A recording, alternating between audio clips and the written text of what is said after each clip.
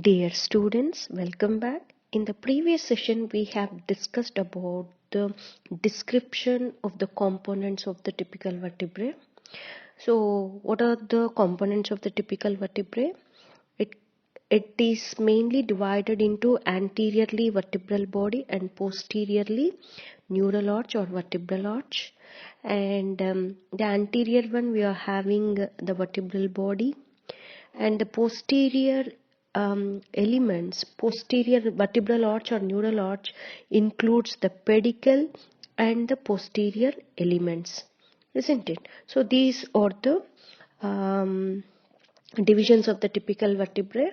And the posterior elements, if you see, which consists of four articular processes and three non-articular processes, isn't it? So two transverse processes and one spinous process or the non-articular, and the articular superior and inferior articular processes, a pair of superior and inferior articular processes, totally 7 articular processes which are found in the posterior elements, and also the laminae. Very important one is the laminae. And a part which is present in between the superior and inferior articular surfaces. This is the part of laminae.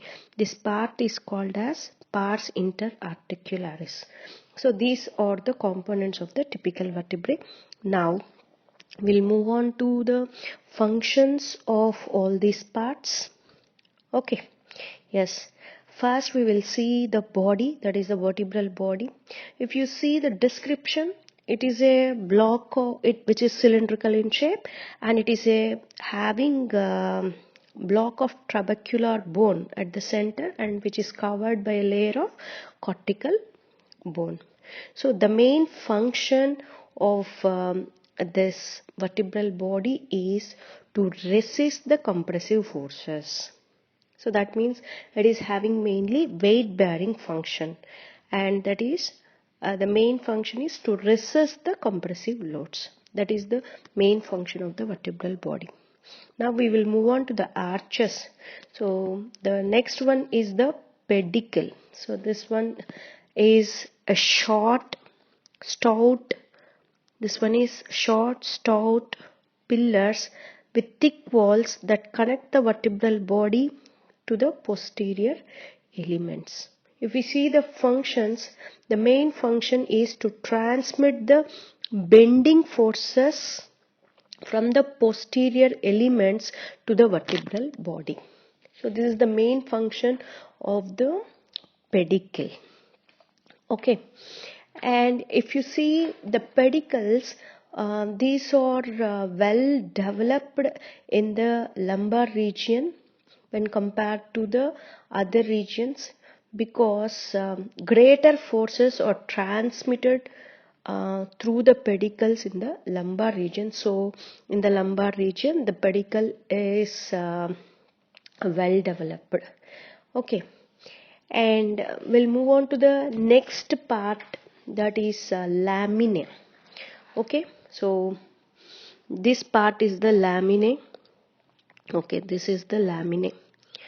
Okay, so here also you can find this laminae very clearly on the posterior aspect also. Okay, now we will see the functions of the laminae. Before that, a small description. So these are the vertical plates. So on the posterior aspect, we can see such kind of vertical plate-like structure. The vertical plate that constitutes the central portion of the arch. So this is the central portion of the arch. Okay, which is present posterior to the pedicles. So this laminae is present posterior to the pedicles. Okay, so and if you see the main function, the laminae which are placed centrally and which serves as origination points, for the rest of the posterior elements. So the laminae is going to give origination to the rest of the parts. What are the rest of the parts? And is there a pair of transverse processes? So the laminae is giving origin to the transverse processes and articular processes, superior and inferior articular processes. And finally, these two laminae, right and left side laminae, united to form more posteriorly to give spinous processes. So this is the one which gives origination points for the rest of the posterior elements. And if you see the another function, these laminae are thin, vertically presented pieces of bone, and this one serves as the roof to the neural arch, and this one protects the spinal cord.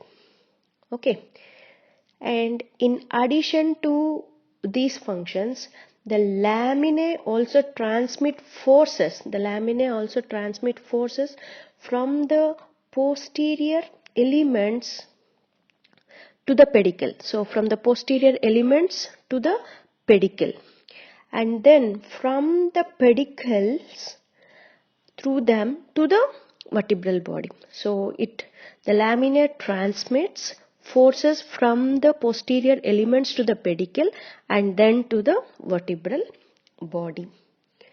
Okay, and also the another region, so that is the force transverse occur through a region of the laminae called the pars interarticularis. So this pars interarticularis is subjected to bending forces that are transmitted from the vertically oriented lamina to the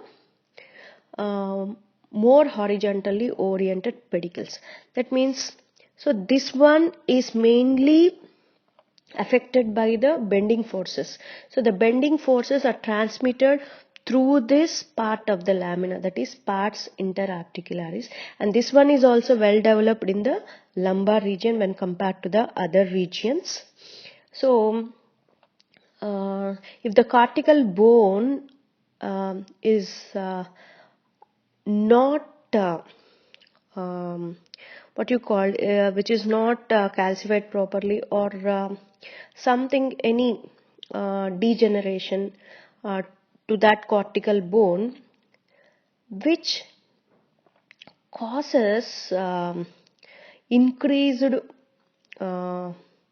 which causes the bone insufficient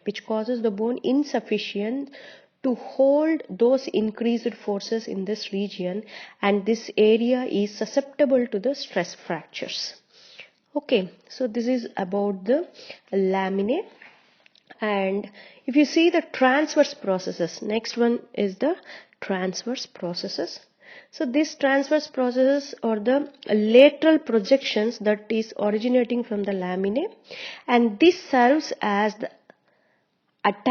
which provide attachments to the muscles and the ligaments and provides mechanical lever. Okay, and next one is the spinous processes. This is the posterior projection of the bone that originates from the central portion of the laminae. Okay, and which also serves as muscle attachment and provides mechanical lever, and the spinous processes is also serve as bony block to motion, which also serves as bony block to motion. So that one you will clearly understand when you will see in kinematics of the vertebral column. Okay, now the another one is the vertebral foramen. So here this part which forms the vertebral foramen. Yes, so this part forms the vertebral foramen. Here you can see the vertebral foramen. So this is the opening border by the posterior vertebral body and the neural arch. So this is the opening which is bordered by the posterior vertebral body and the neural arch. Okay, so this opening combined with all segments of the adjacent vertebrae forms a passage and protection for the spinal cord.